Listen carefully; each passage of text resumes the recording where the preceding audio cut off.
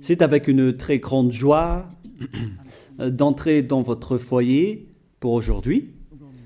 Nous sommes arrivés à l'enseignement qui parle et qui vous donne la conviction pour la bonté de Yahushua. Nous sommes à l'enseignement numéro 20 aujourd'hui. Donc, je réitère mes salutations pour vous tous. C'est l'ambassadeur de Yahushua Ziadia qui entre dans votre foyer en portant l'enseignement de Yahushua qui vous donne la vie éternelle, qui vous donne le bonheur ainsi que la bonté et la grande paix avec ce vrai Dieu. Nous sommes à l'enseignement numéro 20 et directement nous allons entrer dans le vif de l'enseignement. Nous allons lire la Sainte Écriture dans 1 Corinthiens, chapitre 15, verset 3. 1 Corinthiens 15, 3. Je vous ai enseigné avant tout, comme je l'avais aussi reçu, que Yahushua est mort pour nos péchés selon les Écritures. Voilà la parole qui dit qu'il est mort pour nos péchés selon la Sainte Écriture. Cette parole est vraiment correcte. Il est bien mort pour vos péchés. C'est commun pour tout le monde. Mais après, qu'est-ce qu'il a encore dit? S'il est mort pour vos péchés, est-ce que ça veut dire que vous pouvez encore commettre des péchés? Est-ce que ça veut dire que vous pouvez encore faire du mal? Car tout le monde et les humains disent tous que la raison de sa mort sur la croix, c'est que vous pouvez commettre du mal et des péchés après, mais il faut juste se repentir et se confesser après. Et c'est ce schéma que nous allons voir. Est-ce que c'est bien ça ce qui est dit dans la Sainte Écriture? Ce sont les religieux, ainsi que Jésus ou Jesus, Jéhovah ou bien Yahvé ou Allah. Ce sont eux qui ont enseigné que vous pouvez commettre des péchés et il faut juste se confesser après. C'est pourquoi je vous dis que le Dieu Allah, Jéhovah, Yahvé et Jesus, ils sont tous pareils. Ils sont dans un même groupe. Ils sont différents de Yahushua. Yahushua est tellement différent. C'est lui qui est avec le Dieu d'Abraham. Mais on a toujours diffamé ce Yahushua. Mais le moment est venu de vous dire, pour vous qui êtes sur terre, que ce n'est que des ruses du diable. Voilà, on va voir maintenant qu'est-ce que le Fils du Très-Haut a vraiment dit après sa mort. Est-ce que c'est possible de commettre encore des péchés et qu'il faut juste demander pardon après? Est-ce que c'est ça ce qui est dit dans la Sainte Écriture? Nous allons donc d'abord voir ce que le Dieu d'Abraham a dit depuis longtemps. Le Dieu Yahva avec le tétragramme Yod, He, Vav, He. Voilà le tétragramme. Il s'appelle Yahva. C'est pourquoi vous dites Alléluia. Il s'appelle Yahva. Qu'est-ce qu'il a dit? Et nous allons voir dans Ésaïe,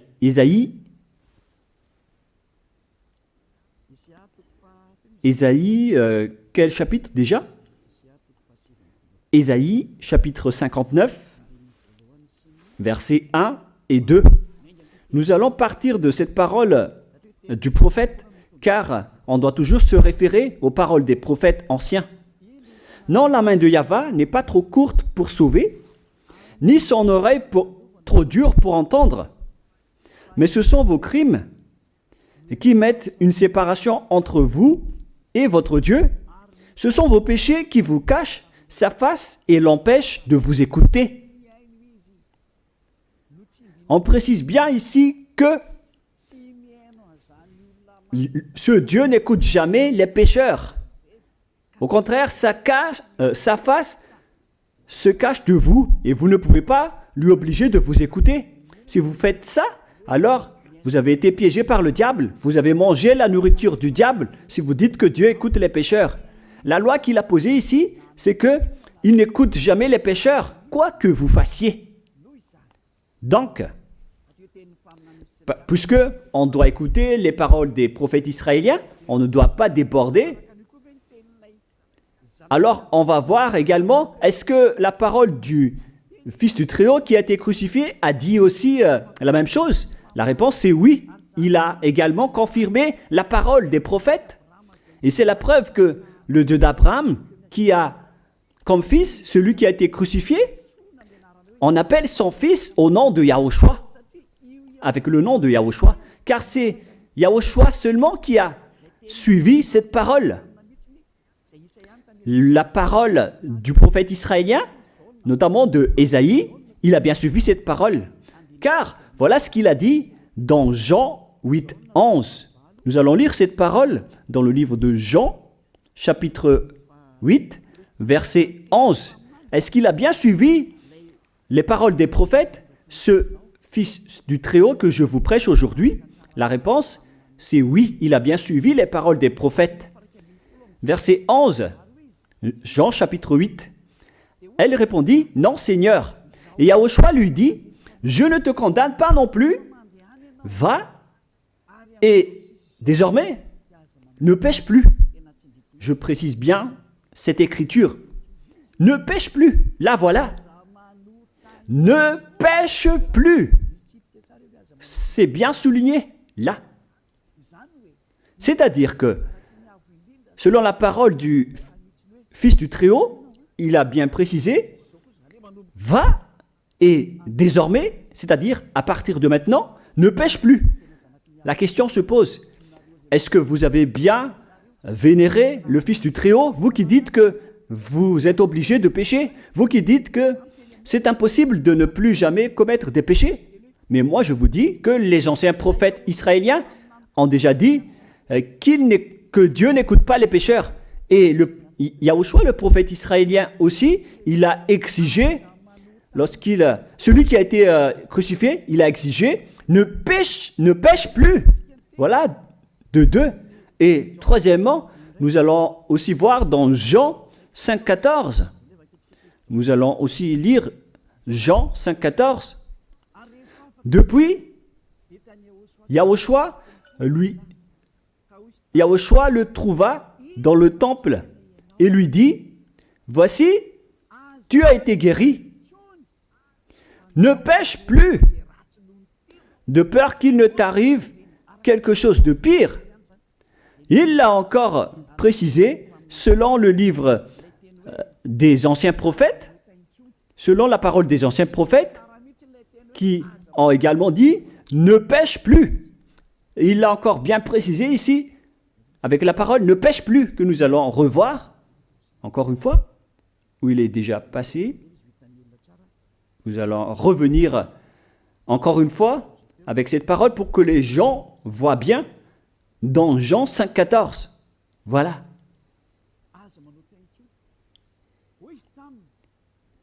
Ne pêche plus. Il lui dit, voici, tu as été guéri. Ne pêche plus de peur qu'il ne t'arrive quelque chose de pire. Ça va être encore plus pire pour vous à la fin si vous commettez encore des péchés. Ça va être dangereux pour vous si vous dites que vous devez encore pécher. Car le Fils du Très-Haut, il a bien précisé qu'il ne faut plus jamais pécher. Et c'est bien en accord avec la parole. Et après sa mort, les apôtres ont continué ses œuvres.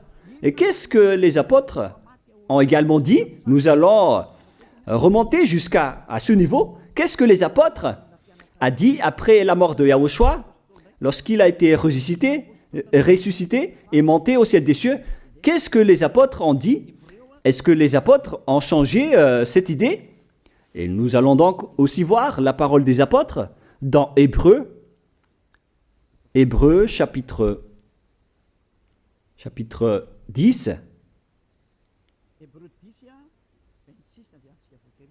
Hébreux 10, 26, vous pouvez afficher directement. Car si nous péchons volontairement, vous alors qui dites que on doit toujours commettre des péchés, mais il faut juste se repentir à partir de vendredi, samedi et dimanche, réfléchissez, car la parole des apôtres précise bien ici que si nous péchons volontairement après avoir reçu la connaissance de la vérité, C'est-à-dire, après avoir connu qu'il y a eu quelqu'un qui a été crucifié pour toi, qui t'a sauvé, qui est mort pour toi. Si tu as connu tout ça, voilà donc la parole qui va avec. Il ne reste plus de sacrifice pour les péchés. Il n'y a plus de pardon pour vous, mais une attente terrible du jugement et l'ardeur d'un feu qui dévorera les rebelles. C'est vraiment pire. C'est pas moi qui ai inventé ce danger. Hein. Il faut lire la Bible. Prenez votre Bible et lisez-la. Mais une attente terrible du jugement et l'ardeur d'un feu qui dévore. C'est un jugement atroce qui vous attend, ainsi qu'un ardeur d'un feu qui dévore les ennemis et les rebelles. Tout ça va vous dévorer et va vous anéantir. Voilà ce que ça veut dire. Moi, je vous dis, c'est ça ce qui vous attend. Vous allez devenir des ennemis. Les pécheurs, donc, deviennent des rebelles et des ennemis. Vous pouvez bien lire. Vous devenez des ennemis du Dieu d'Abraham. Vous, les pécheurs, vous n'êtes jamais avec lui. Et l'ardeur d'un feu, ainsi qu'un terrible jugement vous attend. Tout ça va vous dévorer. La question qui se pose, la réalité qui se passe ici, est-ce que ça suit bien la parole des prophètes? La réponse c'est oui, ça suit bien la parole de Ésaïe, ainsi que la parole de Yahushua. Et après, les apôtres ont dit qu'il y aura encore un terrible jugement qui va vous dévorer avec l'ardeur d'un feu. C'est vraiment un danger qui brûle pour vous. Oh les gens! Mais qu'est-ce que Jésus, Allah, Jéhovah, Yahvé, qu'est-ce qu'ils vous ont enseigné? C'est le contraire de cette parole. Alors que là, on voit bien avec cette écriture que si nous péchons volontairement, c'est-à-dire commettre un péché et se confesser après, et ainsi de suite, la confession et la demande de pardon que vous faites, etc. Et si vous dites après, donc, vous, est-ce que vous ne péchez plus vraiment? La réponse c'est oui, direct et catégorique. On ne sait plus faire cela et on déteste carrément cela, car notre Créateur n'aime pas nous voir faire cela. Et voilà, d'ailleurs, son caractère, le Créateur s'appelle Yahva, le Dieu d'Abraham. Il n'aime jamais le mal, ou voir ses enfants faire du mal, comme un parent ordinaire. Même si le parent est méchant, il n'aime jamais voir son enfant faire du mal. Il veut que son enfant soit un bon citoyen. Et même les humains font cela. Alors que là, on parle de votre Créateur. Sachez que le Dieu d'Abraham ne veut pas vous voir faire du mal. Il n'aime pas vous voir faire du mal. Nous allons voir maintenant la suite de la parole. Nous allons voir la suite de la parole dans un autre livre. La suite de la parole concernant la finalité des pécheurs.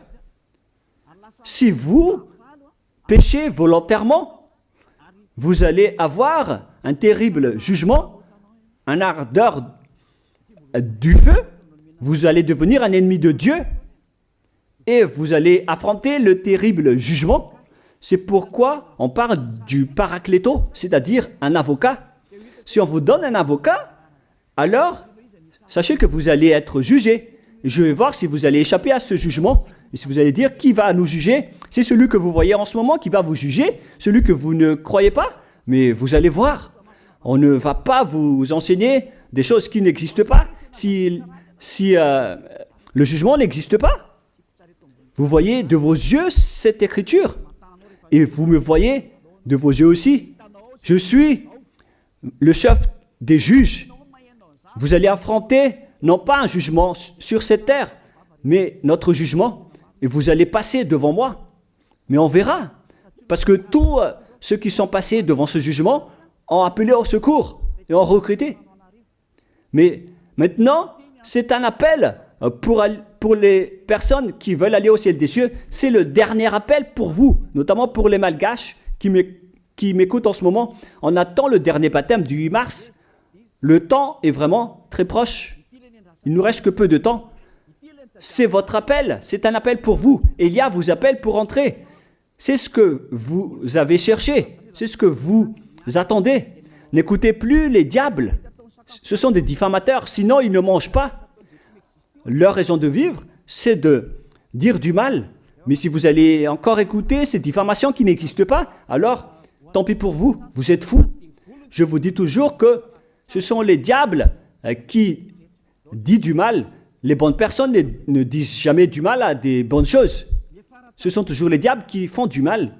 Et nous allons donc voir la fin de la parole dans le livre de l'Apocalypse. Mais d'abord, nous allons lire le 1 Corinthiens avant de lire l'Apocalypse.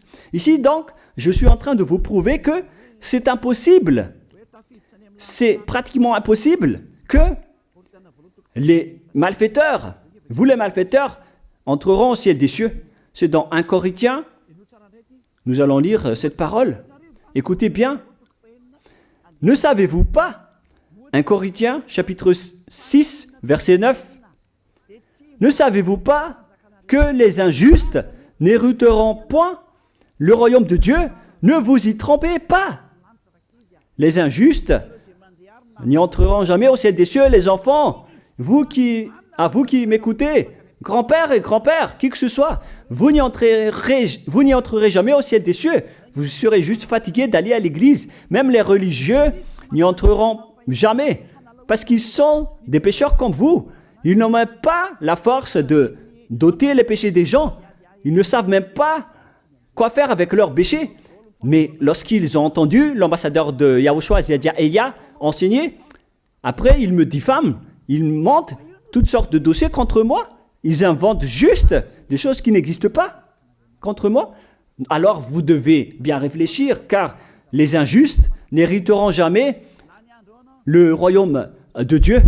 Moi je vous dis, si vous êtes des malfaiteurs, n'allez plus à l'église. Vous perdez juste votre temps au lieu de faire autre chose. Vous perdez juste votre temps à vous asseoir sur les bancs d'église, des églises. Car les pécheurs iront en enfer, dans la perdition éternelle. Vous êtes interdit d'entrer dans le royaume de Dieu si vous êtes pécheur, si vous êtes injuste. Toutes ces personnes n'y entreront point là-bas. Ne vous y trompez pas, selon la parole. Faites entrer ça dans vos oreilles et dans votre conscience. Ne vous y trompez plus. C'est triste ce qui vous arrive, hein, vous qui me regardez, qui m'écoutez. Pensez et réfléchissez, car on vous a empoisonné. Est-ce que c'est conforme avec la Sainte Écriture, ce que vous dites en disant que nous sommes sous le ciel et nous devons être trempés, nous marchons sur terre et nous devons trébucher? C'est vous qui avez dit ça, mais c'est contraire à ce qui est dit par la Sainte Écriture, car il est dit que les adultères, les incrédules, les abominables, les idolâtres, les malfaiteurs ainsi que les terroristes n'hériteront jamais le royaume de Dieu.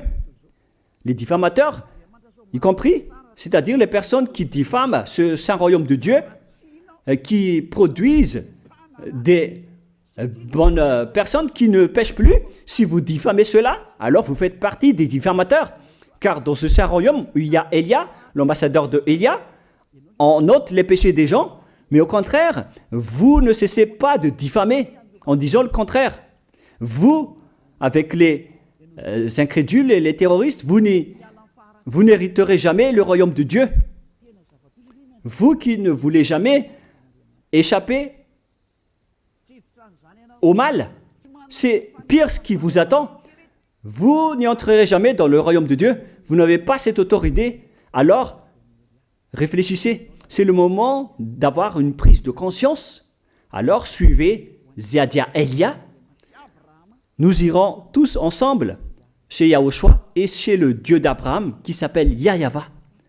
Qu'est-ce que Yahushua a dit qu'on va voir en dernier? Selon le livre de l'Apocalypse 21, 8, Apocalypse chapitre 21, verset 8. Chapitre 21, verset 8. Nous allons lire au nom de Yahushua. Mais pour les lâches, les incrédules, les abominables, les meurtriers, les impudiques, les enchanteurs, les idolâtres et tous les menteurs. C'est-à-dire tous les malfaiteurs et les pécheurs. Voilà les schémas et les œuvres, les travaux qu'ils font. Leur part sera où? Dans les temps ardents de feu et de soufre, ce qui est la seconde mort. Vous irez dans cet étang ardent de feu et de soufre, car c'est la seconde mort qui vous attend. Voilà ce que ça veut dire.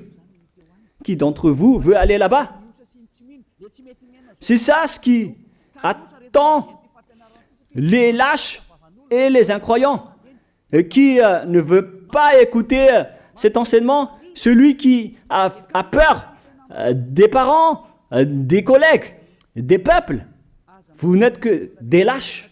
C'est pourquoi Yahushua dit, n'ayez pas peur des simples personnes mortelles qui ne peut pas tuer votre esprit, mais ayez peur de celui qui peut vous jeter en enfer, c'est-à-dire le Père Yahva et Yahushua, ainsi que Elia. Elia aussi peut vous jeter en enfer. Il a aussi ce pouvoir. Et si vous allez dire, mais comment est-ce possible? Ne jouez pas avec cela. Hein? Moi, j'ai bien ce pouvoir. J'ai le pouvoir d'envoyer les diables là-bas. Et j'ai aussi le pouvoir de les faire revenir ici pour faire, en cas d'enquête. J'ai vraiment ce pouvoir. Et les gens dans ce saint royaume ont déjà vu cela. Alors, souvenez-vous que la personne que vous voyez en ce moment a ce pouvoir. Ce n'est pas pour vous faire peur, mais c'est pour vous dire la vérité, car le moment du châtiment est arrivé, alors on vous dit la vérité, et ne jouez pas avec cette vérité.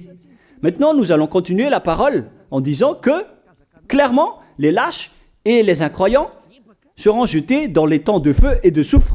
Alors ne soyez pas lâches, repentissez-vous, car les pécheurs se trompent d'adresse. Vous allez être tués en enfer. Dernièrement, en dernier lieu, Apocalypse 21-27, pour terminer la parole de la Sainte Écriture concernant le sujet qui dit, est-ce que les pécheurs pourront entrer dans le ciel des cieux? Lisez bien ceci. Il n'entrera chez elle rien de souillé, ni personne qui se livre à l'abomination et au mensonge. Il n'entrera que ceux qui sont écrits dans le livre de la vie de l'agneau, c'est-à-dire Yahushua. Donc, aucun pécheur n'entre au ciel des cieux. Ne pensez plus à ça. C'est le point final. Supprimez ça de votre tête. Les pécheurs n'y entreront jamais au ciel des cieux. Ça n'existe pas. Si vous voulez aller là-bas, alors suivez Elia. Si vous êtes avec Ziadia Elia, vous n'allez plus jamais pécher. Lorsque vous êtes avec moi, vous serez avec Yahushua. Celui qui est mort sur la croix, celui qui a dit, ne pêche plus. Voilà. Et en dernier lieu, si ce vrai fils du Très-Haut a dit tout cela, quel est son nom déjà? C'est Yahushua. Il a dit, ne pêche plus. Et vous voyez bien, les humains, que votre terre aussi suit cette parole. C'est-à-dire la parole qui dit, ne pêche plus, selon le Créateur. Car la terre doit aussi suivre la parole de son Créateur et son propriétaire. Il y a aussi des dirigeants sur cette planète Terre et aucun dirigeant n'a enseigné que vous pouvez commettre des vols, vous pouvez vous assassiner entre vous, vous pouvez faire des viols, braquer les banques, ainsi que toutes sortes d'adultères et d'abominations. Ça n'existe pas sur cette terre.